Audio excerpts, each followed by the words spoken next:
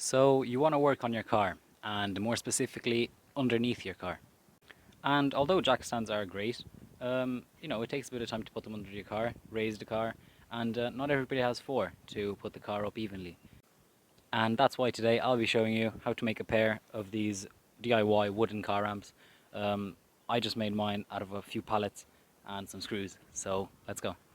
Before you get any materials, you want to know the size of your wheel. This is important because you want the wheel to be able to climb up the steps on the ramp without hitting the front bumper, and to make sure there is enough area for the wheel to grip onto the next step. It also goes without saying that if you have, like me for example, a wheel that is 16.5 centimeters wide, you might want to make the ramp a little wider. Mine is 19 centimeters wide. As you can see, there is plenty of clearance between the ramp and the front bumper, so the car should drive up easily. And if you also have a K11 on stock ride height, my ramps are 75 centimeters long with steps of 15 centimeters in between, one 10 centimeter step there and a top 20 centimeters top platform, and it has a rise of 3 centimeters on each step. Now, I know what you may be thinking, they don't look very professional, and yes, they are not very professional. However, they are affordable, and if you were to get proper wood and do them in 1 bit or 3 bits, you'd end up paying as much as you would for a set of proper ramps. So this is an affordable way to get started.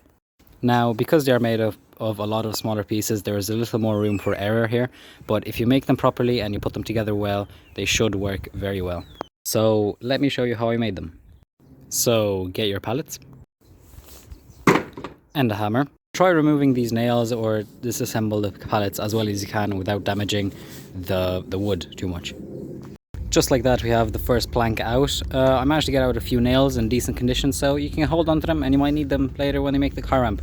Depending on how long you want it to be, my one being 75, at least make sure you have 75 of good wood.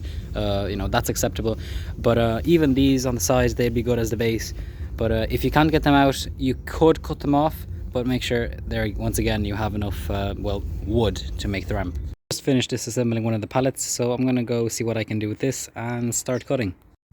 As you can see, I've cut the base for the first step and starting the second one now. These are 75 long and 17.5 wide, filled with little bits holding them together just like the other ones. And just like that, we have 3 of the steps done, and it's just the same process over and over again. Keep going and you will get something looking like this. And after doing a bit more work, the ramp is done. As you can see, the last step is a little different and it is a little longer, so you have enough area to park the car on the ramp. You can also add something like this, like a sort of like a safety stop if you have enough space, just so that the car doesn't roll off the ramps, because that would be very bad. I'm going to go ahead and make the second ramp, and then let's go put the micro up on the ramps. And just like that, the second ramp is done, so ignore the mess, but let's go to the car and try them out. So as you can see, I'm trying to put the car up on the ramps here.